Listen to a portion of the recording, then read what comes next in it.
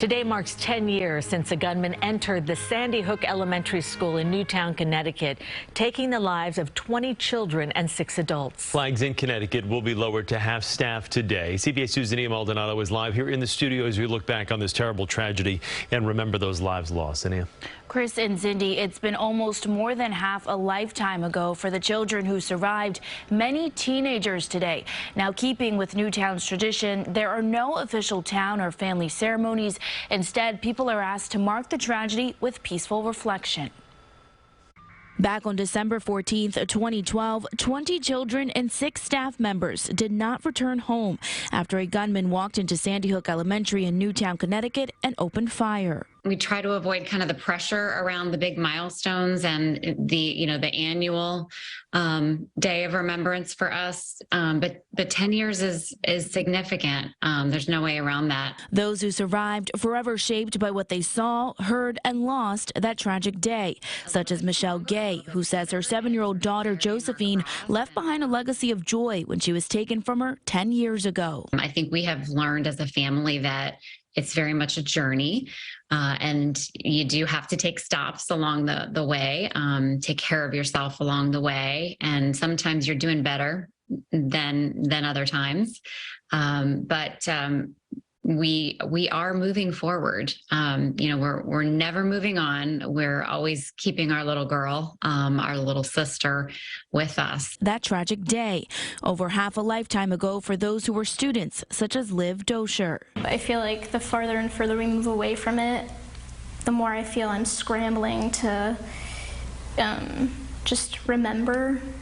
So I really just think that the way I'm going to cope with that is just making, through people, kind of making sure I'm staying close with my best friend, making sure when I come home for breaks that I meet up with old teachers that I'm close with.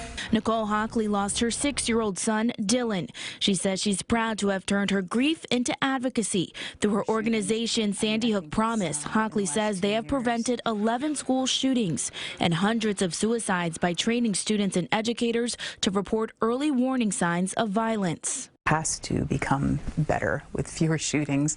I mean, I think it's in the last 10 years, one of the numbers I've seen is that we're at 1 million people impacted by gun violence. This year alone, I think we're already over 40,000 deaths. It's the #1 cause of death for children under the age of 19. We're averaging 2 mass shootings a day. Last month, Newtown opened a new $3.4 million memorial to the 20 first graders and 6 educators killed, located near the rebuilt Sandy Hook Elementary School. Former Governor Daniel Malloy was in office at the time, now reflecting on the way the town has moved forward since 2012. The other children were their child's classmate. The other teacher or teacher's aide was, their spouse's friend. It just compounds itself and making it extraordinarily difficult to overcome. But I think so many of these parents have done such an outstanding job of trying to care for a broader society. It really is quite impressive. And later this morning, U.S. Senators from Connecticut, Richard Blumenthal and Chris Murphy, are set to honor the memory of those lost on the Senate floor later this morning. They also plan to call on Congress to take further steps to address America's gun violence epidemic.